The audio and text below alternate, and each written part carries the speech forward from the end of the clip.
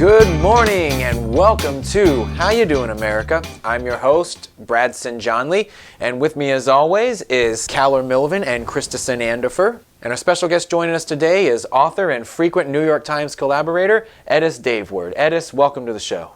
Thank you for having me.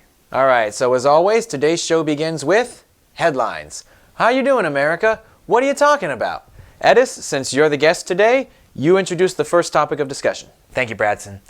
Well, the Donald Trump hush money trial is off and running now. A full jury's been selected, opening arguments have been made, and the first witness has been called in this unprecedented criminal trial against a former president. Oh, yes, big stuff. Real big stuff. Certainly. Now moving on. Oh, already? So this weekend, a brand new surprise episode of Bluey dropped on Disney+. Yes, Bluey. Oh yeah, I saw that happened. Now this came as a huge surprise because it dropped just a week after the highly anticipated, massive, 28-minute long episode, The Sign. I loved The Sign. I was so emotional. Wait, a massive episode was 28 minutes? Most shows are 28 minutes. And fans everywhere were very excited because amidst all of this speculation regarding an end to the series, this episode seemed to confirm that we're going to get some more Bluey in the future. And I can't wait. And I know they're going to be taking a break, but it's nice to know that they'll be back. Yeah, I guess there's gonna be a lot of happy kids in the future. So, the House finally passed funding for Ukraine. But how about The Sign? I mean, what a gripping episode. Everyone really thought that they were going to sell the house. Totally, I was so nervous. Now see, I wasn't. I knew they weren't actually going to sell the house. Oh, really? And why is that? Well, I remembered in Season 2, Episode 8, Daddy Drop-Off, Bingo befriends Lila after playing Wind-Up Bingo. And there's a time jump at the end that shows them growing up together, going through school together, and graduating together. And that never would have happened if they'd actually sold the house and moved away. Oh, that's a really good point you got there. Excellent analysis. Are we really still talking about this? But it's funny that you mention a time jump, Christison, because at the end of this episode, there was a time jump that showed an adult Bluey with a child. Oh, I know, my jaw I could dropped. not believe it. And so now everyone is speculating, who's the father? Yes, who? I could Who not could it stop be? thinking about it. Yes, everyone in America is talking about it.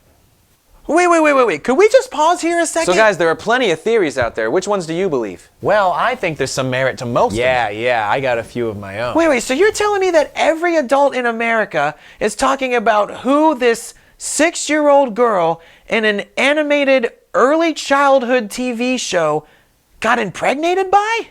She's a dog. Who acts like a human child? She's basically a child. But children don't wag their tails. That's the difference you're going with? So I personally think it was Mackenzie. Oh, yes, there has always been a will they, won't they thing going on there. There has? Yeah, you can always feel the tension between the two.